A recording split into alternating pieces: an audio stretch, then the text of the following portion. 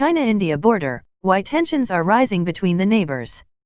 The armies of the world's two most populous nations are locked in a tense face-off high in the Himalayas, which has the potential to escalate as they seek to further their strategic goals.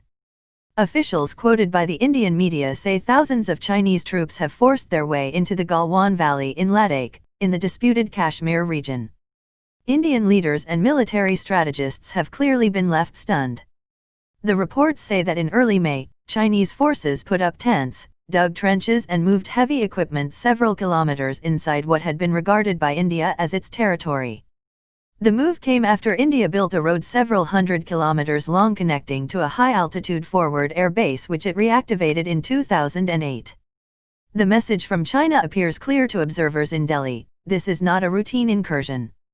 The situation is serious. The Chinese have come into territory which they themselves accepted as part of India.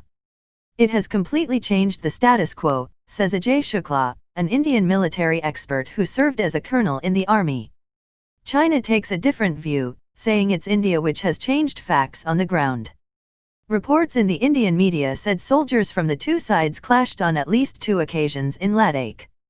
Standoffs are reported in at least 3 locations: the Galwan Valley, Hot Springs, and Pangong Lake to the south. India and China share a border more than 3,440 kilometers, 2,100 miles, long and have overlapping territorial claims. Their border patrols often bump into each other, resulting in occasional scuffles, but both sides insist no bullet has been fired in 4 decades. Their armies, 2 of the world's largest, come face to face at many points.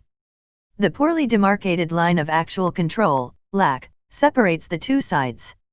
Rivers, lakes, and snowcaps mean the line separating soldiers can shift and they often come close to confrontation. The current military tension is not limited to Ladakh. Soldiers from the two sides are also eyeball to eyeball in Nakola, on the border between China and the northeastern Indian state of Sikkim. Earlier this month they reportedly came to blows. And there's a row over a new map put out by Nepal, too, which accuses India of encroaching on its territory by building a road connecting with China. Why are tensions rising now? There are several reasons, but competing strategic goals lie at the root, and both sides blame each other. The traditionally peaceful Galwan River has now become a hot spot because it is where the LAC is closest to the new road India has built along the Shyok River to Daulat Beg Oldi, DBO, the most remote and vulnerable area along the LAC in Ladakh, Mr. Shukla says.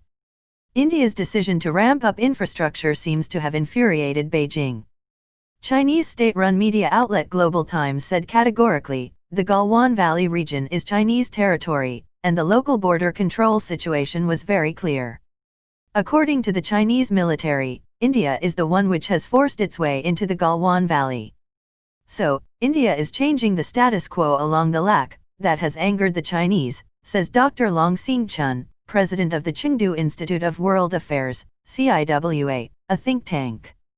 Michael Kugelman, deputy director of the Asia program at the Wilson Center, another think tank, says this face-off is not routine. He adds China's massive deployment of soldiers is a show of strength. The road could boost Delhi's capability to move men and material rapidly in case of a conflict.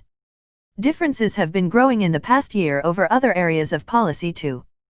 When India controversially decided to end Jammu and Kashmir's limited autonomy in August last year, it also redrew the region's map.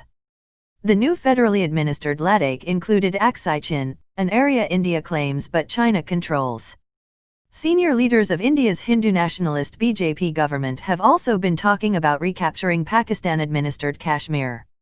A strategic road, the Karakoram Highway, passes through this area that connects China with its long-term ally Pakistan. Beijing has invested about $60 billion, £48 billion, in Pakistan's infrastructure, the so-called China-Pakistan Economic Corridor, CPEC, as part of its Belt and Road Initiative, and the highway is key to transporting goods to and from the southern Pakistani port of Gwadar. The port gives China a foothold in the Arabian Sea.